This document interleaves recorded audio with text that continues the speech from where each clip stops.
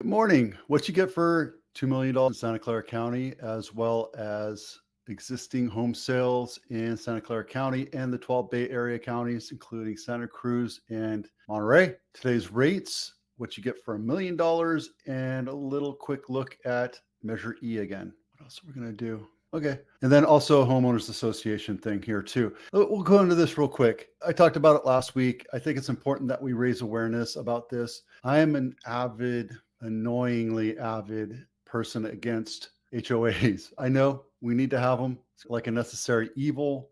And I think ultimately it's a good thing if it's done correctly and it's provided for in the future. They need to look at funding the HOA, the association, and the property for the next 20 years and what that 20 years is going to look like, including hyperinflation, like where we're going. And the dangerous part about this right now is that it's a majority of the HOAs that people sit in. It doesn't matter what size your condominium is, if it's a brand new housing development or something that's been around for 20, 30 years, you have to really pay attention to HOAs. The reason I'm bringing this up is whenever I sell into an HOA representing a buyer, I require them to have an HOA audit by a third party auditor. We have that service available. And yes, it costs money, but I'd rather you be aware of what you're buying and decide yes or no on $500 versus spending $800,000, $1 million, $2 million on a condo in downtown San Jose, where all of a sudden you get hit with a $40,000, $50,000 assessment because they don't have their reserves up, and all of a sudden something happens,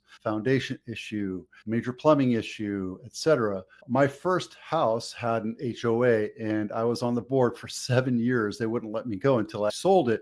I know the internal workings of it. Our HOA was completely funded. You're supposed to be funded based on the goal by 90% at least. A lot of these HOAs are not funded correctly. You're going to see some that are funded to 60 and 70%, and that's precarious for every owner in that complex. Assessments will come, and there's nothing you can do about it. That's the abusive part about it. The dangerous part is you need to know what you're buying when you're buying it. A condo or a house in an HOA. You need to know. And I don't have that expertise. That's why we go to a third party auditor. It's the same reason why we do home inspections. I'm technically a layman. It's not my expertise to show you everything about what's wrong with the property. And no house is perfect. You can go into a brand new house and I can show you cracks or wavy walls or whatever. A home inspector is going to take a look at all these things, and that's what their job is. They do 2 or 3 of these a day, and they know what they're looking for.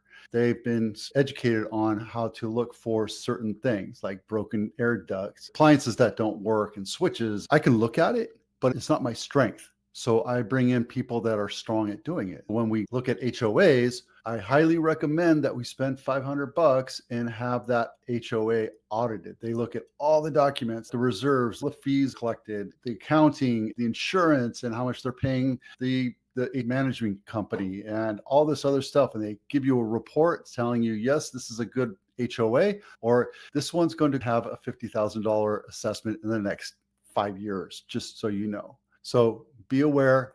This link is down here in my blog, and it's available for you to read. It's something you should be aware of if you're planning on buying a condo or a house in an HOA. I'm looking at buying a house possibly for my parents in Las Vegas because they're older and they're in Knoxville and they're just getting older. So we're moving them closer to my sister so she can help them out. We're in preliminary talks right now, just research. The number one thing I'm looking at is no HOAs, which cuts down in Las Vegas, like 80% of the housing is in an HOA.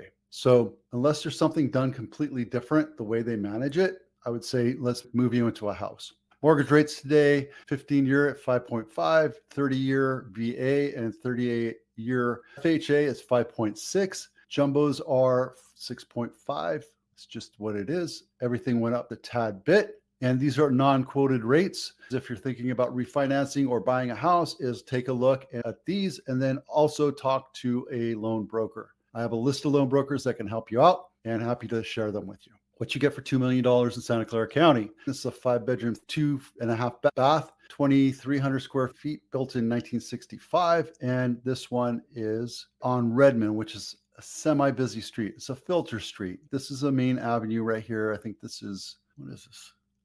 and Redmond. So let's take a look at the condition of this house. That's nicely staged, older tile in the kitchen, dual pane windows. I've sold this model many times. It's a great layout. It has a nice pool. But when you see the two lines right there, that means it's a busy street. So that's a negative to this. Houses in Almaden are usually about 2.5. What you get for $1 million, 4-bedroom, 2-bath, 1,200 square feet, built in 1959. So this one's 6 years older and is in here.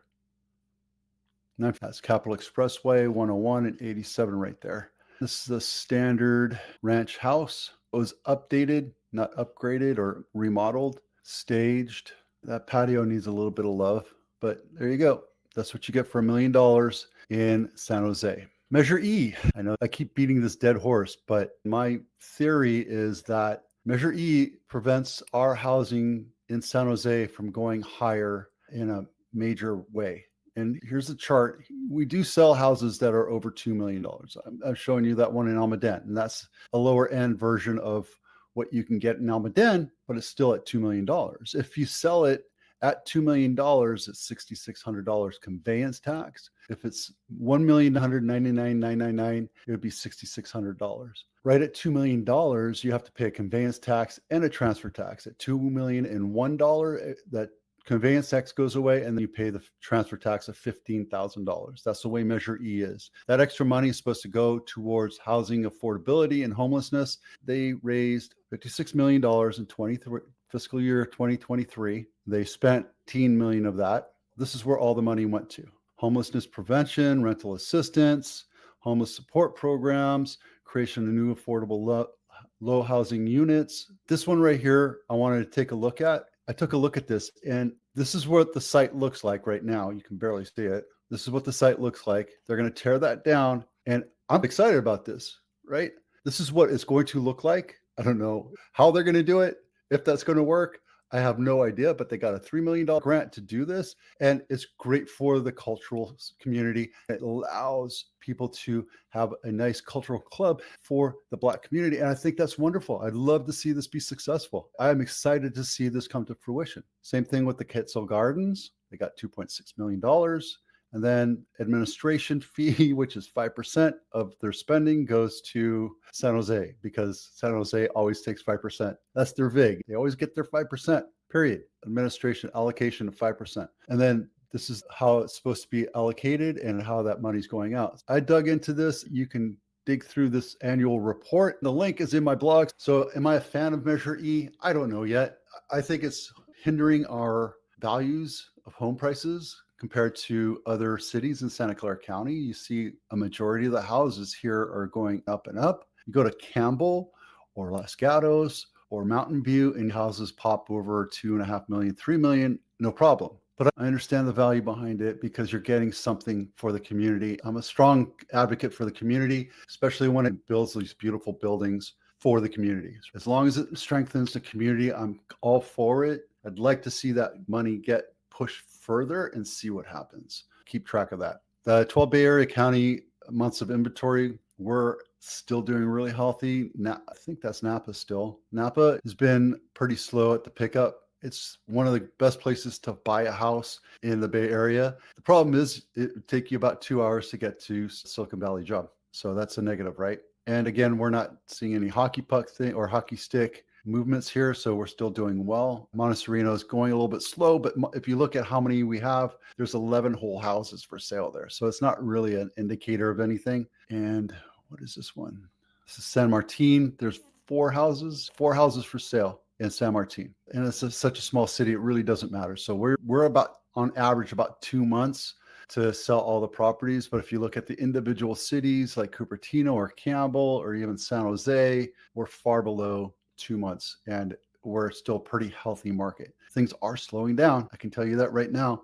We're not seeing inventory go up. We're not seeing a massive amount of home sales happening. We're still seeing a very steady flow of houses getting on market, getting into contract, and getting sold.